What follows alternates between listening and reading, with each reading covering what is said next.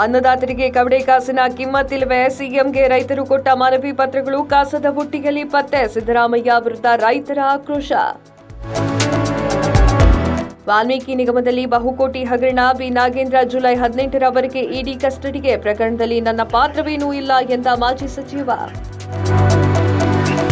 ರಾಜ್ಯದಲ್ಲಿ ಇಂದಿನಿಂದ 5 ದಿನಗಳ ಕಾಲ ಭಾರೀ ಮಳೆ. ಜುಲೈ 17ರವರೆಗೆ ಮುಂಗಾರು ಮತ್ತಷ್ಟು ಚುರುಕು. ನಾಳೆಯಿಂದ ಮತ್ತೆ ಕರಾವಳಿ ಕರ್ನಾಟಕಕ್ಕೆ red alert.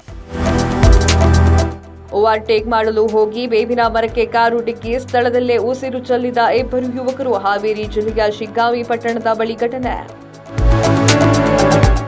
World championship of legends tourney final ಇಂದು. ಇಂಡಿಯಾ ಚಾಂಪಿಯನ್ಸ್ ಮತ್ತು ಪಾಕಿಸ್ತಾನ ಚಾಂಪಿಯನ್ಸ್ ಮುಖಾಮುಖಿ. ಬದ್ಧ ವೈರಿಗಳ ಕದನಕ್ಕೆ ಬರ್ಮಿಂಗ್ಹ್ಯಾಮ್ನ ಎಡ್ಜ್ಬಾಸ್ಟನ್ ಸ್ಟೇಡಿಯಂ ಸದ್ದು.